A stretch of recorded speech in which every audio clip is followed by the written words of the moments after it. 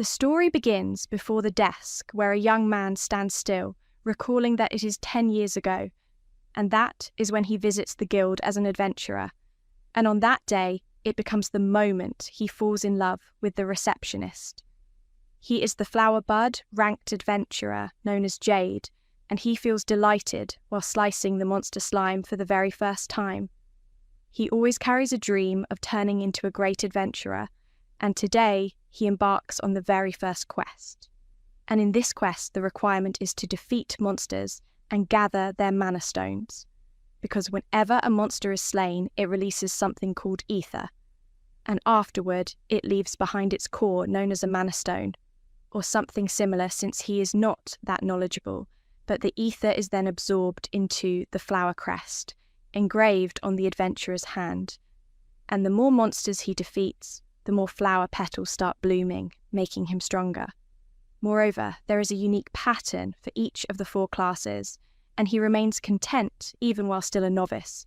But his class type is Enhancer, so he feels determined, thinking that he will give his utmost, so that one day he may reach rank 10, which no other adventurer has ever attained. Suddenly he realizes that he is losing focus, and then he picks up the mana stone from the ground, examining it carefully since it is the first time he sees something like this. But there is a tiny crack on his very first mana stone, and it might be caused by damage to the stone, so his reward will probably be much less. Yet he still remains pleased with himself, believing that since it is his first time he has done a decent job, while promising to himself that he will improve further next time, because his ambition is to be called a hero and to leave a mark upon the world to become the greatest adventurer alive. So now it becomes the moment for him to return to the guild and report his success. He arrives at the Royal Capital Guild reception, glancing around while slightly confused, realizing that he must receive his reward, and for that he needs to get a receptionist to evaluate his stone. He does not wander long before noticing that the window number 18 is open, so he approaches the counter with his body trembling and asks the girl to excuse him. But suddenly he is startled by the dazzling presence of the receptionist, since he has never witnessed anyone so charming in his entire life. Even her eyes are truly captivating, and her hair appears shiny and smooth. And then he notices the name badge upon her shirt, learning that her name is Garnet, and he finds even her name enchanting. His mouth cannot form proper words, only making him realize that he has fallen in love with her at first sight. Garnet keeps staring at him in puzzlement, and then asks if there is any problem. He comprehends her and then begins speaking as he takes out the stone, requesting her to inspect it, and he keeps breathing heavily while thinking that even her voice sounds like that of an angel. And regardless of how he perceives it, he knows deeply that he is genuinely in love. Garnet examines the stone and explains to him that because of the damage it is valued at only half the price, at 500 gold. But for the boy, this very meeting suddenly sweeps away all of his dreams of becoming a hero and rising as the greatest adventurer ever. Now none of that matters anymore, and at this moment the only thing he desires is to keep speaking with her, yet the only way he can continue talking to her is across the counter. And if that is the case, then he decides he must work even harder, so he thanks her politely while stating that he would like to accept another quest. She hands him the quest catalogue for Bud-ranked adventurers, and he accepts it from her, stepping out of the guild with a new determination, where his only mission now is to take as many quests as possible, all for the sake of getting closer to her. And thus he performs different kinds of missions solely to meet her again, until at last he wipes the sweat from his forehead, believing that since the quest is complete, he will be able to see her once more. The story shifts to 10 years later upon a mountain road where a man is panicking as he faces a colossal stone creature, while a young adventurer beside him believes he cannot endure much longer at this pace. He swallows hard, realizing that he has no choice but to take the risk, and exhales deeply before telling the man with him that he has already done his part and now he will leave the rest to him. The The man nods and thanks him, claiming that he will finish it with a single strike. And as he roars the word shatter, the entire area trembles under the shock. But once the fog clears, his eyes widen in disbelief as he stares at the scene before him, unable to comprehend the outcome, thinking it is utterly impossible, for he is a rank 7 adventurer, and yet his attack was rendered completely ineffective, so he shouts desperately at the youth beside him, declaring that they must escape immediately. Suddenly, the stone monster collapses down upon the ground, and both of them are stunned to witness it, while the boy turns to the man calling him Gramps and asks if he just used some hidden killer technique or something. But the man panics, declaring that he does not, because there is no way he possesses the skill to accomplish anything like this, further urging the youth to look upward. And as the boy lifts his gaze, he sees their adventurer Jade, who has now attained the 10th rank, sliding down from the stones, while apologizing for the sudden strike and asking them if both are unharmed. Yet the two men stand speechless, recognizing him, and questioning how a rank 10 adventurer like himself happens to appear here. He asks them to descend, suddenly mentions Garnet's name, but quickly corrects his words, explaining that he came here to defeat the golem, and fortunately arrived at the nick of time. The younger man thanks him, then inquires how he managed to overcome the golem, and Jade answers that he simply hurled a rock at it, which shocks the youth further, as he questions if Jade truly did not wield his sword. Jade smiles, explaining that he cannot just toss his sword around casually, now can he? But the young man insists that he did not mean it like that, and clarifies that since Jade is an enhancer, he assumed he reinforced his blade and battled that way. Jade smiles while glancing at the sword resting upon his back and informs him that this is in fact the country's treasure sword, which the guild staff granted to him as a memento upon becoming a 10th ranked adventurer, leaving the young man astonished as he asks why Jade carries it, if it is merely a keepsake, to which Gramps replies that he obviously bears it as a form of self-discipline, further declaring that Jade is truly worthy of the nation's treasure, and admirable. Yet Jade chuckles softly, thinking it is not entirely like that, because technically it was a gift from the king, but since Garnet herself presented it to him, he continues to keep it always at his side, for since it was touched by her, he feels her presence near, and pulling himself from those thoughts, he remarks that in any case he is grateful no one was harmed, before stating that he will now return to the capital. The elder man expected nothing less from a 10th rank adventurer, believing that he executes missions and reports back directly with results, while the young man smiles and asks Jade how he might become strong like him, and Jade smiles in return, telling him that anyone can become the same so long as they keep taking quests daily and never quit. But for the youth, it sounds nearly impossible, since injuries are practically unavoidable, so they often rest several days to recuperate, though Jade explains that when he began, he nearly always endured beatings. Even broke bones too, and the boy finds it remarkable that Jade yet persevered every day before asking him why he goes so far. And to this question, Gramps replies by telling the young man that it is obviously the power of love, leaving Jade shocked as he shouts at the man, demanding how he knows it has anything to do with love, because Jade is certain he never told anyone about his feelings for Garnet. Yet Gramps smirks and remarks that he is not so old that he cannot recognize it, assuring that he knows exactly what drives Jade forward, and that is his love for the people and his love for peace, making Jade fall silent before sighing in relief as he thinks that at least there is that kind of love in this world. And he then asks the young man to simply go with that explanation, which makes the two men admire him more deeply.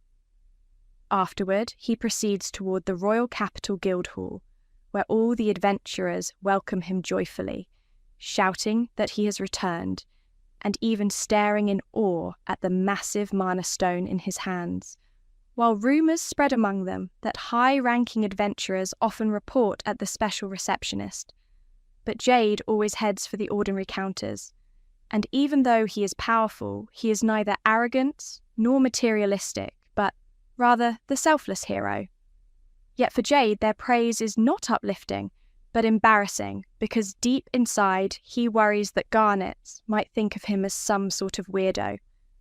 And as he waits in line, he realizes that his turn is approaching, and nervousness fills him, until the counter calls his number, making him understand that this is no time to falter, since these rare occasions where he can exchange words with her and capture her dazzling gaze all for himself are the very moments he cherishes and lives for.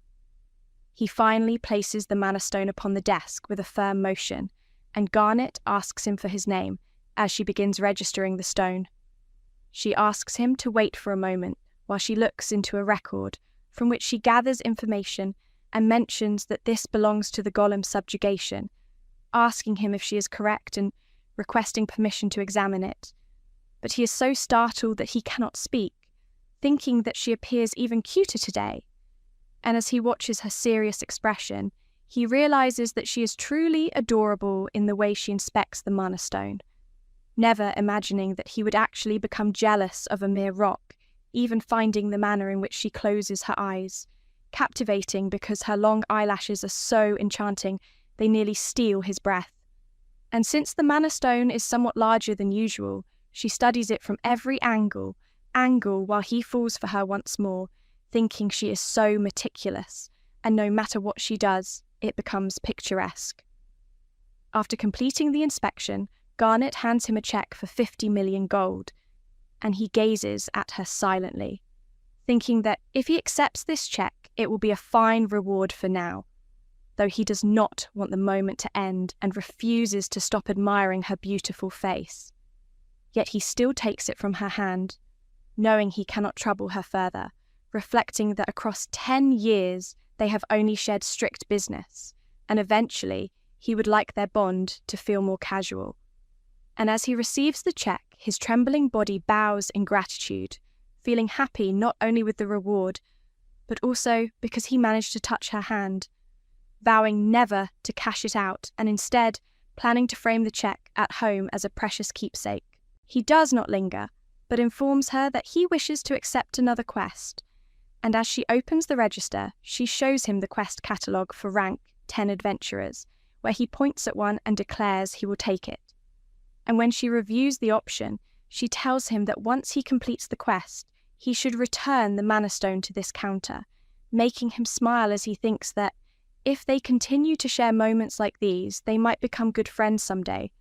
So he assures her he understands the task before walking away, determined that for the sake of meeting her, he will keep taking quests every day. Meanwhile, Garnet also touches her hand, where he brushed against her, though she considers nothing more.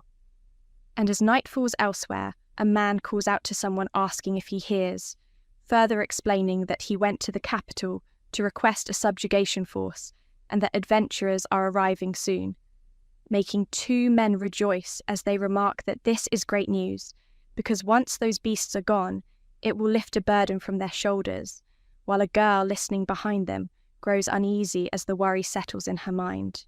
In a small village, Jade, sword at his side, stands before the gathered townsfolk, informing them that the monster subjugation is complete and their settlement should now be safe. Today, he is once again fulfilling another quest, and the village head, delighted, expresses that it is an honour for the great hero himself to have accepted their request, urging him to rest here and enjoy his stay. Jade smiles, replying that he appreciates the sentiment. Yet, he must return to Garnet, quickly correcting himself to say he must head back to the capital for his next assignment, though his mind remains entirely consumed by thoughts of her, unable to wait until he can once again report his achievements directly to her. Suddenly, a young girl steps forward, declaring that the task is not finished, for the vegetable-stealing dragon is still at large. Jade is taken aback while the village head snaps at her, demanding she stop this at once, then hurriedly apologizes to Jade on her behalf, explaining that she claims to have seen dragons pilfering crops. Yet the girl persists with determination, insisting that she is not lying. Jade approaches her, lowering himself to her height and bowing slightly as he asks if she can tell him where the dragon flew. Jolted by his sudden attention, she points ahead and answers that it went in that direction. Jade nods, promising to investigate for any traces of a dragon, and reassuring everyone to remain calm, making the girl thank him while the head once again apologizes for the inconvenience. He only smiles, telling the man not to worry, for this is all part of an adventurer's duty. After a while, Jade finds himself before an abandoned mine, thinking to himself that he doubts a creature as large as a dragon could possibly hide there. Considering the matter further, he wonders if this so-called dragon that steals vegetables might have been mistaken for some herbivore instead. But suddenly, he tenses as a voice orders him not to move any closer. Searching the bushes, he wonders where it originates, until the voice continues, demanding to know if he carries food, instructing him to leave it there or else suffer its wrath. Realizing the sound comes from a small house ahead, Jade takes the initiative, pushing open the door, only to be stunned by the sight of a little girl trembling inside. Moving closer, he studies the child, confused as to why she would be here, pondering whether she is lost or if something suspicious is occurring, though he senses no other presence nearby. It dawns on him that she must have been the voice he heard before, yet the strange words still trouble him. Matching her earlier speech to the tales he remembers, something strikes him. Dragons are said to take on human form. Could she be one? Taking the chance, he asks directly if she is a dragon. The girl bursts out laughing, smirking as she admits he has discovered her, praising him for figuring it out, and commanding that he hand over all his food before departing, threatening to devour him whole should he disobey. But Jade calmly responds that she cannot, because she would surely choke if she tried. Angered, the girl transforms back into her true shape, roaring that in her original form he would be nothing more than a bite-sized morsel. Jade smiled softly, remarking that, before she tried to eat him, he had a few questions of his own. He asked why a dragon would willingly choose to take on the fragile form of a human. The girl hesitated, her expression wavering, before finally lowering her gaze with sadness. She confessed that her original body was simply too massive, so enormous, that no amount of food could ever fill her. But in this small, human body, she could at least stave off her hunger for a few days with just a single vegetable. Jade was taken aback, stunned by how undragon-like this sounded. In truth, it struck him as deeply pitiful. The girl continued, admitting in a quieter voice that she actually wanted to eat meat, yet had restrained herself. With her current body so small, she lacked the strength to fight for it. Jade frowned, confused, and asked why she couldn't just hunt in her true dragon form. The girl shook her head firmly, explaining that when she once snuck near the village, she overheard the people speaking. They had talked of a dangerous group known as adventurers, men and women, who hunted monsters, and so she assumed they must be after her as well. Jade narrowed his eyes and asked if the only time she had dared to appear in her dragon body were the occasions when vegetables went missing. The girl flinched, crawling toward him with wide eyes as she demanded how he had known that. Calmly, he explained that a villager had reported seeing a dragon. At once, the girl panicked, leaping to her feet and dashing outside, crying that this was terrible if they knew. Adventurers would soon raid this place. But Jade quickly caught her by the wrist, asking her to wait. She froze, staring into his eyes, hope glimmering within them as she wondered if this human might actually be here to protect her.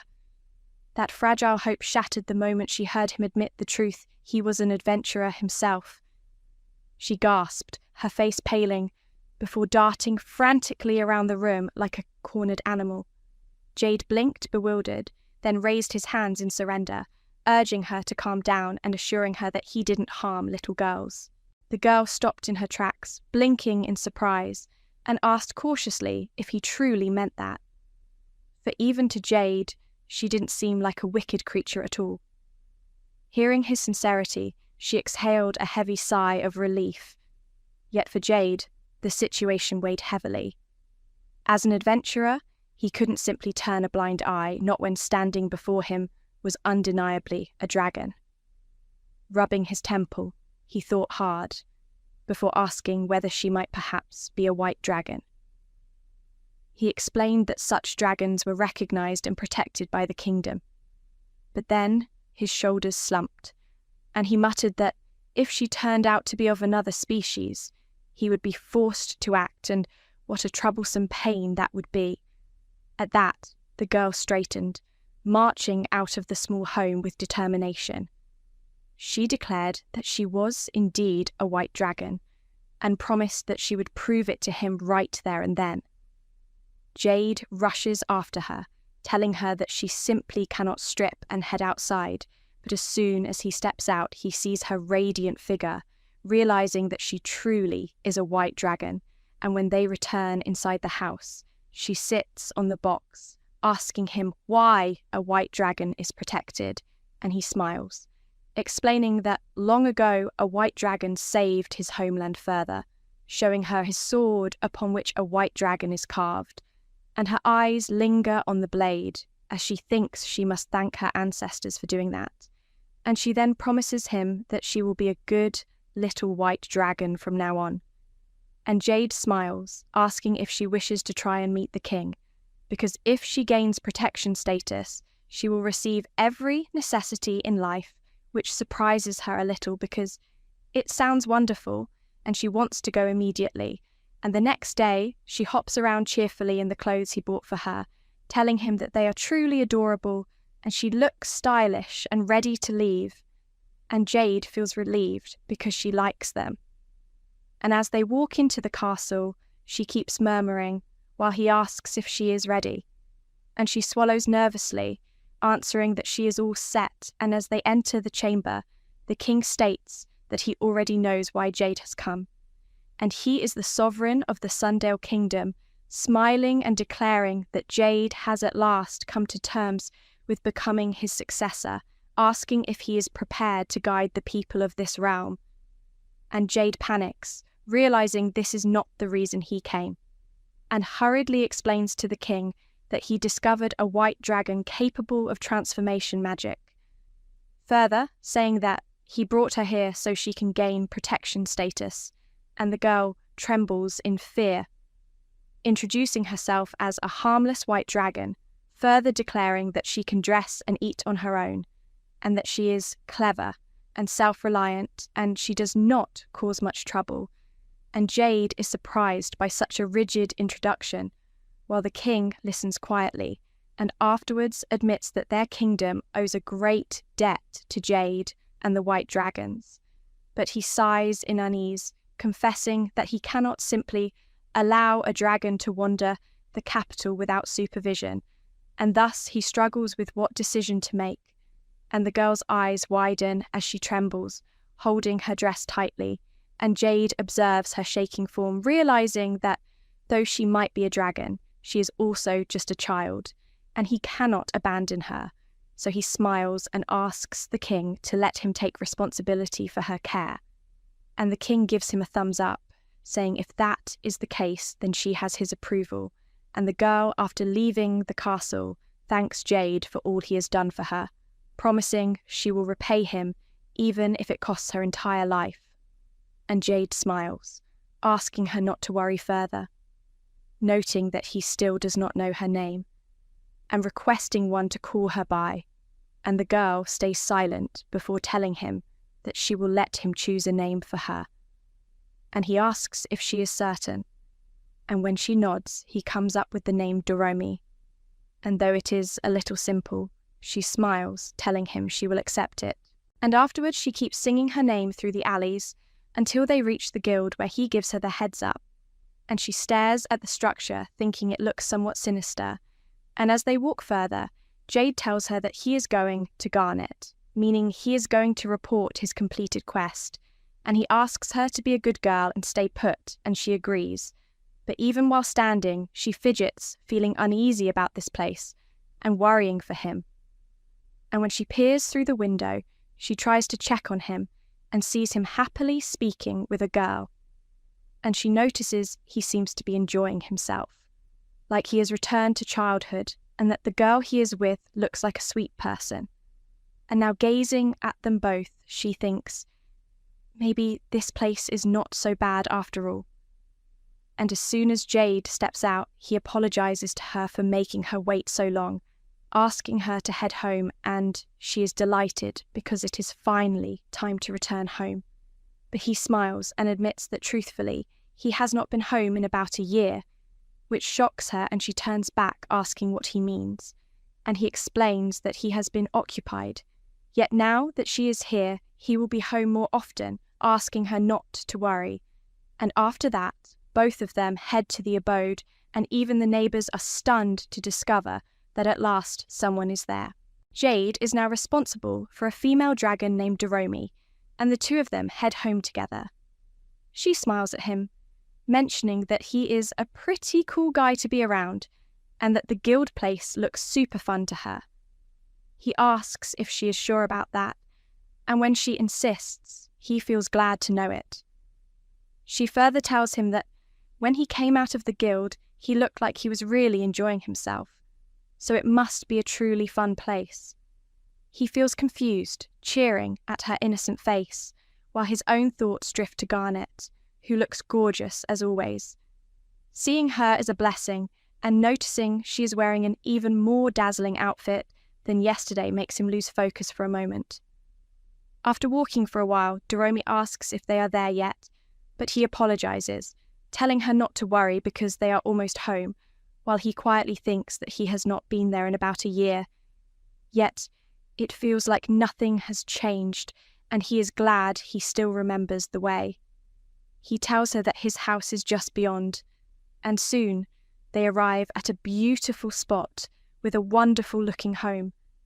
Domi is amazed, exclaiming that his house is awesome, and as he looks at the heart design on the roof, he reflects that the massive heart is his silent message to Garnet, while the heart carved on the door symbolizes how deeply he loves her, because he wishes that when they eventually live together, every time she opens the door, she will be welcomed by love.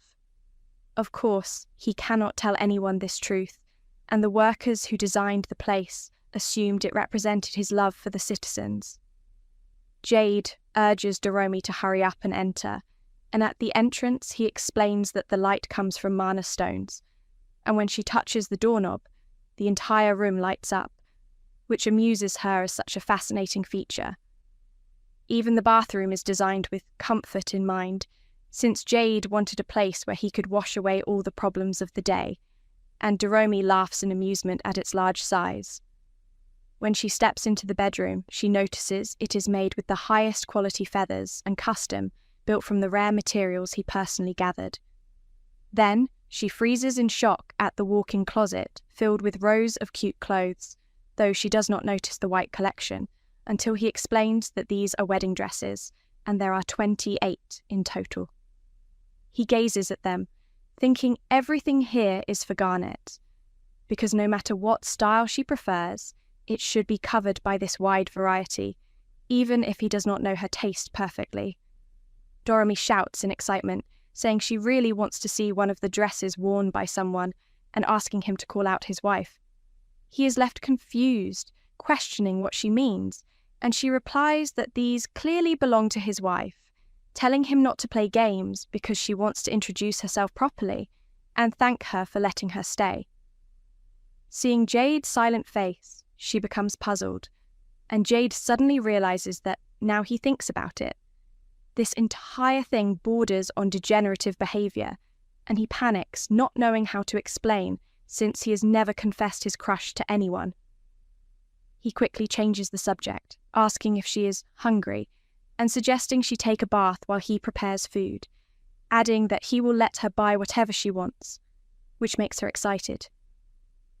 After bathing, she feels refreshed, happily declaring that the bath was perfect, with just the right temperature and all around amazing. She tells Jade that it is a shame he has such a nice home but hardly ever comes, and he answers that he is an adventurer, so he must prioritize work. He then tells her that they will be leaving at sunrise tomorrow, urging her to rest after dinner, and she smiles eagerly, saying she cannot wait to sleep on the fluffy bed. As for Jade, he too looks forward to the day he and Garnet will finally share it together, and just the thought of waking beside her makes him blush, as he quietly resolves that he needs to keep going to the guild so that one day he can finally taste the life of a happily married man.